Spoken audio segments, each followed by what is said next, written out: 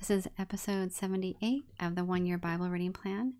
This is the Epistles, 1 Corinthians 7 through 8, the King James Version. Now concerning the things whereof ye wrote unto me, it is good for a man not to touch a woman. Nevertheless, to avoid fornication, let every man have his own wife, and let every woman have her own husband.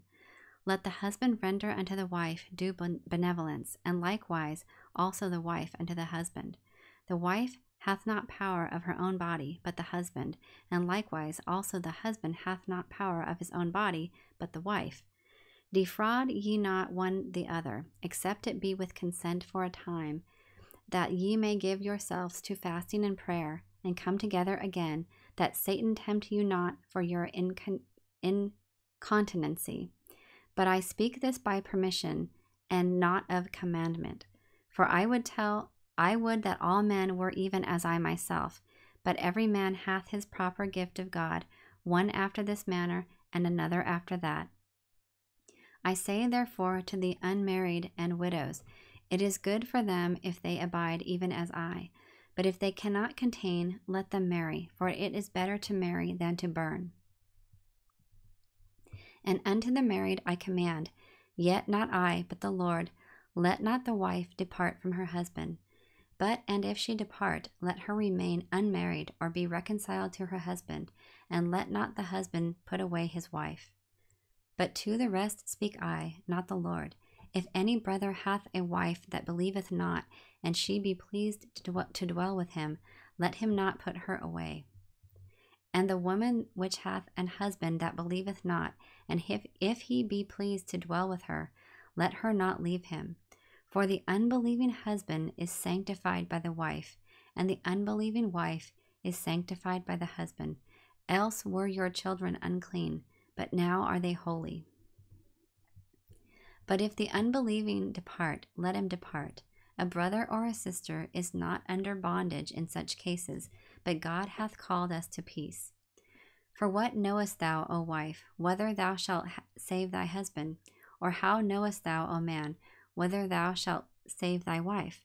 But as God hath distributed to every man, as the Lord hath called every one, so let him walk. And so ordain I in all churches. Is any man called being circumcised? Let him not become uncircumcised. Is any called in uncircumcision? Let him not be circumcised. Circumcision is nothing, and uncircumcision is nothing, but the keeping of the commandments of God. Let every man abide in the same calling wherein he was called. Art thou called, being a servant? Care not for it, but if thou mayest be made free, use it rather. For he that is called in the Lord, being a servant, is the Lord's free man. Likewise also he that is called, being free, is Christ's servant. Ye are bought with a price. Be not ye the servants of men. Brethren, let every man wherein he is called therein abide with God.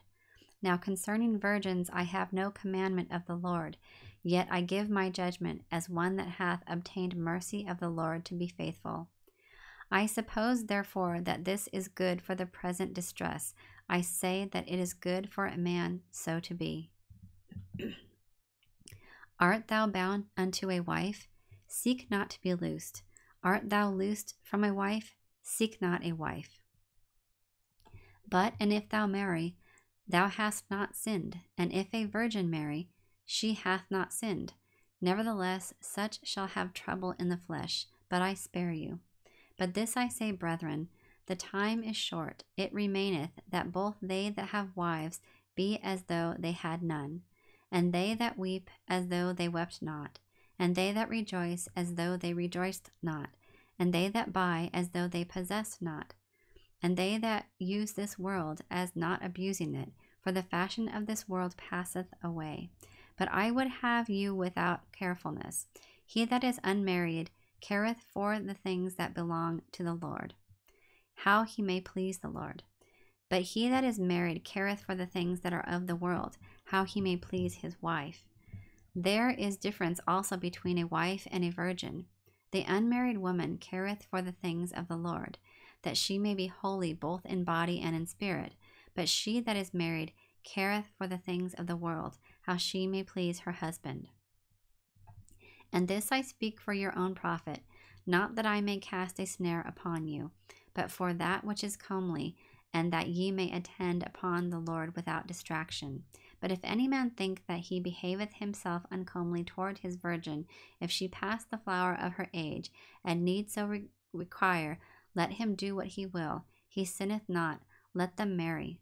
Nevertheless, he that standeth steadfast in his heart, having no necessity, but hath power over his own will, and hath so decreed in his heart that he will keep his virgin, doeth well. So then he that giveth her in marriage doeth well, but he that giveth her not in marriage doeth better. The wife is bound by the law, as long as her husband liveth, but if her husband be dead, she is at liberty to be married to whom she will, only in the Lord.